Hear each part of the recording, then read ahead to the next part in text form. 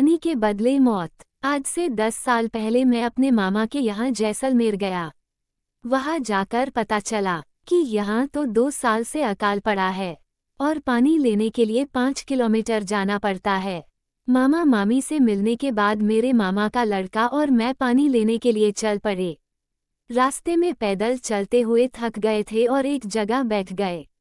तब उसने एक किस्सा सुनाया कि पिछले साल पानी की वजह से एक औरत का बच्चा रो रहा था और वो काफी बीमार था, इसलिए वो पानी मांगने हमारे गांव में आई, लेकिन उसको किसी ने पानी नहीं दिया।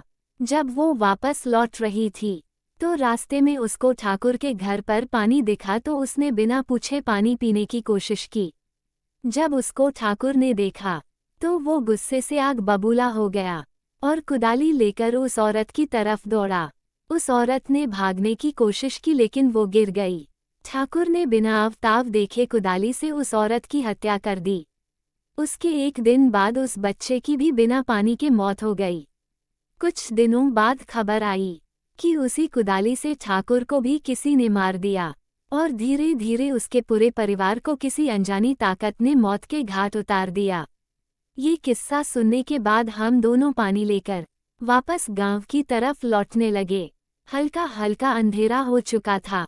अचानक हमारे सामने एक बच्चा आया और पानी मांगने लगा, लेकिन इतनी दूर से पानी लाने के कारण हमने उसे मना कर दिया।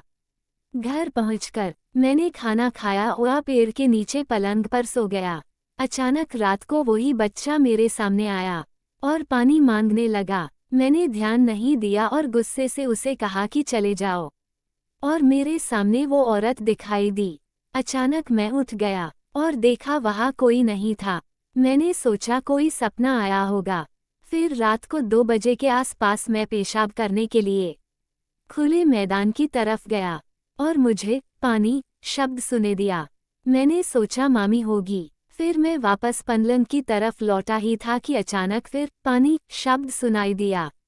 अब मैं गुस्से से आग बबूला हो गया और कहा, कौन है सामने, आओ अभी पानी देता हूँ। इतना कहते ही मेरे पीछे किसी के होने का अनुभव हुआ तो मैंने पीछे मुड़कर देखा तो एक औरत कुदाली लेकर खड़ी थी। मैं डर के मारे बहुत जोर से भागा और रास्ते में एक पत्थर से ठोकर लगने से नीचे गिर गया। उसके बाद जो हुआ वो चमत्कार से कम नहीं था। उस रात हल्के बादल थे और अचानक कुछ पानी की बूंदें उस औरत पर पड़ी और वो औरत गायब हो गई। मैं अपनी जान बचाने के लिए प्रभु को धन्यवाद देने लगा। अगले दिन ही सुबह जल्दी 5 बजे मैंने अपने घर मकराना जाने की ठान ली।